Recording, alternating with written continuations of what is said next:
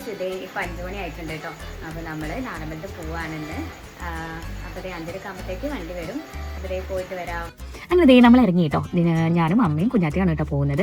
അപ്പോൾ ചെറിയ മഴയൊക്കെ ഉണ്ടായിരുന്നു. നമ്മളിത് നാട്ടിൽ നിന്ന് പോകുന്ന യാത്രയാണ് കേട്ടോ. അപ്പോൾ അമ്മമാരെല്ലാവരും ഉണ്ടായിരുന്നു. അപ്പോൾ ഏകദേശം 2 മണിക്കൂറുണ്ട് അവിടേക്ക് യാത്ര. അപ്പോൾ നമ്മൾ ഏകദേശം 8:30 ആയപ്പോഴത്തേക്ക് അവിടെ എത്തിയിട്ടുണ്ടായിരുന്നു. അപ്പോഴും മഴ ചെറുതായിട്ട് ചാറുന്നുണ്ടായിരുന്നു.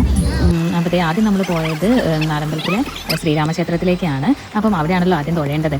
അപ്പോൾ ഇതാണ് അമ്പലം വരുന്നത്.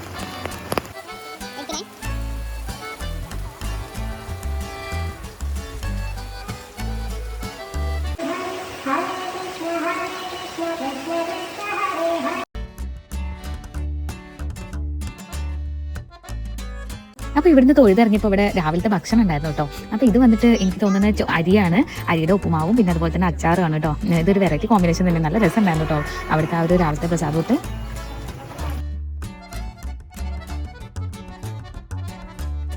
പിന്നെ നമ്മൾ പോയത് ശ്രീ ലക്ഷ്മണസ്വാമി ക്ഷേത്രത്തിലേക്കാണ് കേട്ടോ. ഇവിടുന്ന് ഇതൊക്കെ ഒരു 2 കിലോമീറ്റർ അകലത്തിലാണ് ഉള്ളത്.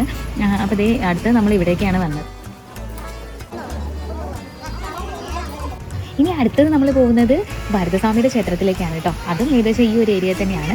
അപ്പോൾ ഇതാണ് അമ്പലം വരുന്നത്. നമുക്ക് എപ്പോഴും മഴ തന്നെയാണ് കേട്ടോ. എല്ലാ അമ്പലത്തിൽ പോയ സമയത്ത് മഴ കിട്ടിയിട്ടുണ്ടായിരുന്നു. നമ്മൾ വണ്ടിയിലിരിക്കുന്ന സമയത്ത് മഴ പെയ്യുന്നുമില്ല, എന്നാൽ വണ്ടിയിൽ നിന്ന് ഇറങ്ങുന്ന സമയത്ത് അപ്പം മഴയാണ്. അങ്ങനെ നമ്മൾ അവിടുത്തെ അമ്പലമൊക്കെ കണ്ട്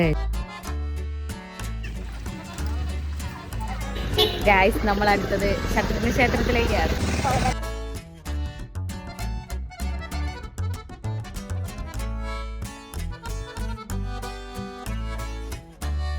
ഈ ക്ഷേത്രത്തിൽ ഒരു പ്രത്യേകത കൂടി ഉണ്ട് കേട്ടോ. ഇവിടെ മീനൂട്ടുണ്ടായിരുന്നു.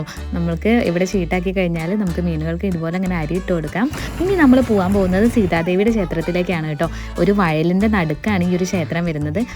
അപ്പോൾ ഈ ഒരു ക്ഷേത്രത്തിലേക്ക് വരുന്നതിന് മുന്നേ നമ്മൾ ഫസ്റ്റ് കണ്ട ശ്രീരാമക്ഷേത്രത്തിൽ തന്നെ ഒന്നുകൂടെ പോയി തൊഴണം കേട്ടോ. അതിന് ശേഷമാണ് നമ്മൾ സീതാദേവിയെ കാണാൻ വരേണ്ടത്. ഈ ഒരു ക്ഷേത്രം കാണാൻ നല്ല രസമാട്ടോ. ഇതിന് ചുറ്റും വയലാണ്. അങ്ങനെ നമ്മൾ നാലമ്പല യാത്രയൊക്കെ കഴിഞ്ഞ് തിരിച്ചു വരുന്ന സമയത്ത് തിരുമാതാംകുന്നിലൊക്കെയാണ് കേട്ടോ പോയത്. അപ്പോൾ ഇവിടെ നിന്നാണ് നമ്മൾ ഉച്ചഭക്ഷണം കഴിച്ചത്. നമ്മൾ ബ്ലോക്ക് പെട്ടത് കാരണം ഈ അമ്പലത്തിൽ എത്തുമ്പോഴത്തേക്ക് നട അടച്ചിട്ടുണ്ടായിരുന്നു കേട്ടോ. പിന്നെ നമ്മൾ ജസ്റ്റ് അവിടെ കുറച്ചേരൊക്കെ തിരിഞ്ഞ് കളിച്ച് അതിനുശേഷം നമ്മൾ അവിടെ ഫുഡൊക്കെ കഴിച്ചിട്ട് ഇറങ്ങി. നല്ല ഭക്ഷണമായിരുന്നു കേട്ടോ. അങ്ങനെ നമ്മൾ തിരിച്ചെത്തി കേട്ടോ. വീട്ടിലേക്ക് നടന്നുകൊണ്ടിരിക്കുകയാണ്. നമ്മൾ ആദ്യമായിട്ടാണ് കേട്ടോ മലപ്പുറത്തുള്ള നാലമ്പലം കാണാൻ പോകുന്നത്.